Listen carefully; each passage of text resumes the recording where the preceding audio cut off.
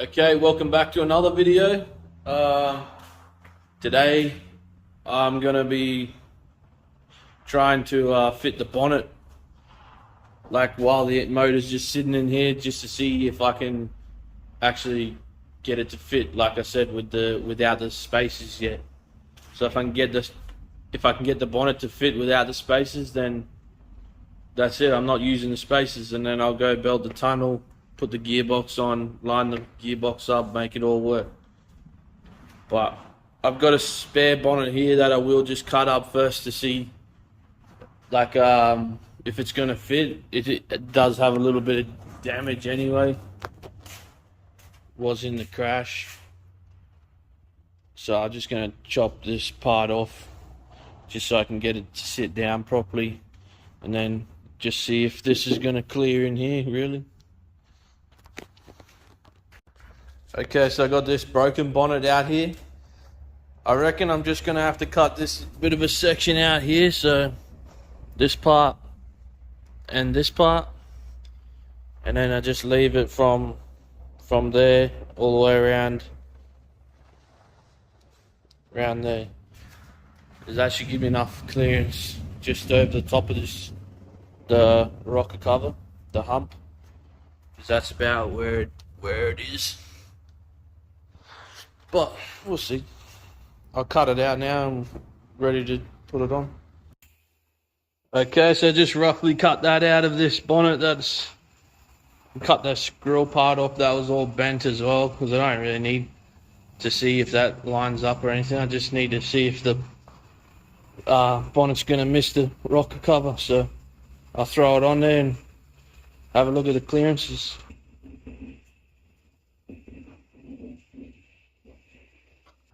Okay, I'm under the car. This is the rocker cover, and there's plenty of room up in here for activities. This is about nearly a 10mm piece of rubber. This just floats around above there, goes all the way through, goes up over here. I don't really want to scratch my rocker cover anymore, but man, there's plenty of space up there.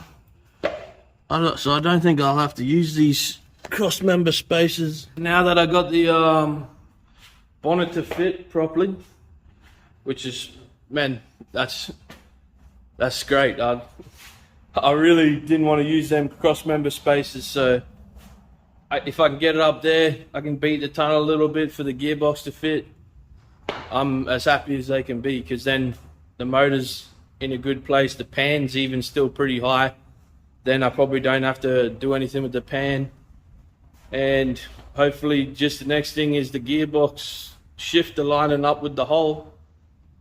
And we'll be in to make a gearbox mount then, and then that'll be the whole engine and gearbox bolted in, and then you can start doing everything else. But I'm going to check the radiator now as well. I'm going to actually just try and put the FG radiator down in there with the fans and everything first, and then see where we go from there. I forgot to film when I had the FG radiator like jammed in there. It is too big. Doesn't fit like between the chassis rails. It does if you like punch it down in there, and it pretty much hits the front of the motor, but I did cut like the sides of it and everything to try and get it down there. But then the bottom mounts don't line up or anything as well. So there goes that idea.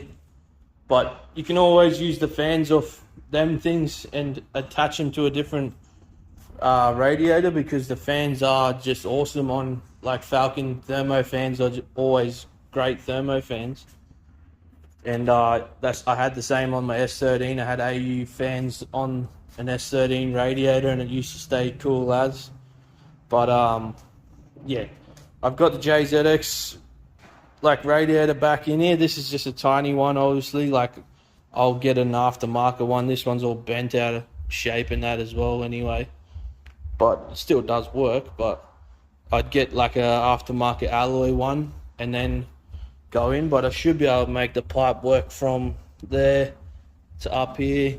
And this is, it gets a bit close here, but if you do a hard 90 and come up and around up there, you should be alright.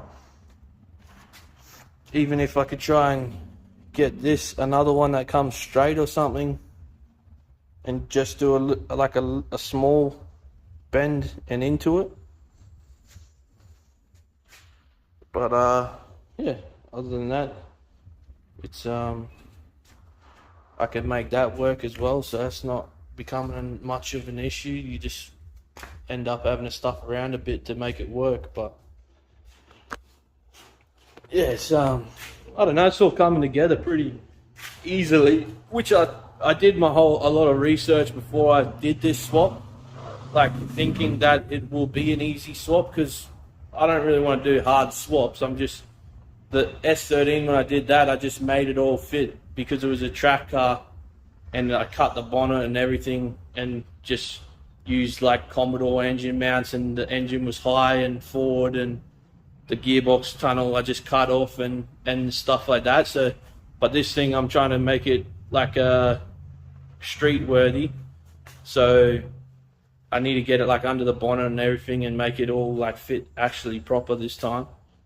But because it is a 6-cylinder like sort of car anyway, it's working out pretty good. So it turns out these JZX radiators are pretty much the same size as these Falcon ones anyway.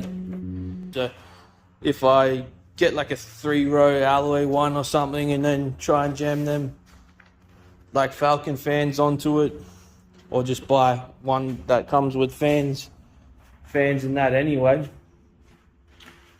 like a good setup, should be able to make it work. I would rather have that like the top hose a bit further to like the passenger side, just so it works a bit better. But man, you got to take what you can with engine conversions, eh? So it is what it is. So I just did a little bit of measuring for the gearbox as well, and the gearbox like from I just measured from the point there to there, and then jumped in the car and measured from the back of the motor there where the gearbox bolts on, and it's pretty much like a third on the back side of the hole here, so like about there. So you might just have to cut a tiny bit of that tunnel, and then it should fit in there pretty good. So look, everything's turning out pretty good. I'm happy. So I'll probably keep this video going like another day. Today I'm going to try just pull the motor back out, get it back out of the shell, and then I can get ahead and like beat the tunnel and get that all cleared up. And then I'm trying to get like a braided line system for the clutch before I go putting that back on and putting the clutch in, and like getting the box and the engine together forever, hopefully. But I do have a heavy duty clutch here, but it just doesn't have like the braided line system for the clutch system. So for this, so you can get this in a braided like clutch line plus a braided bleeder line, so it's easier to bleed, because at the moment you have to bleed it like just this little nipple here, and the bleeder line comes like about 20 centimeters out, so you can bleed it like properly and easier when it's in the car. Thought I'd just bolt the AC compressor in there as well, make sure it fit while I had the motor in there. Fits pretty good. Just will have to change the ends of these to fit the Falcon. Change them to the Falcon ones, I suppose. Should be alright. Okay, so it's been a little while. I've been belting this tunnel out and cutting a few things and getting it to get up. I haven't actually tried the box or anything yet, because I'm gonna wait for that stuff, but yeah, I'll just show you what I've done anyway. So took the motor out, got it up on the hoist. What's up on the hoist now? Just belted the firewall around there, give it a lot more clearance. Belted it all up in here, a lot more clearance there too.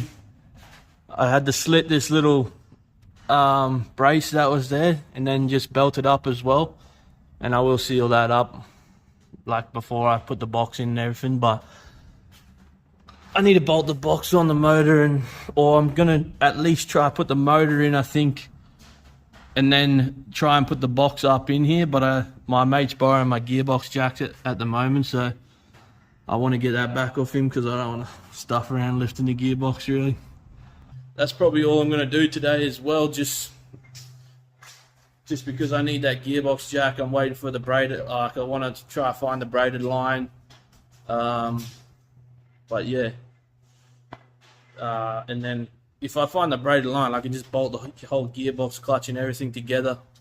Like, and then never have to take it apart again. So, which I will be welding up the flywheel bolts as well, not welding them, like just putting a tack weld on them, because these things are notorious for like engine vibrations and the flywheels coming loose. I used every time I put Loctite on my S13 and it still happened 3 times until I welded them, and then it was fine. I don't know whether it was to do with the drifting side of things, or I know that they do come loose, but just to use every type of Loctite like in 3 different occasions and they still come loose. I know you can buy the lock ring like things now as well, but it's just easy just to tack it up and it's done. But yeah, that's it for this one. That's probably the 3rd video now, so I'll see you in the next one. Like, comment and subscribe, and catch you later, Simon.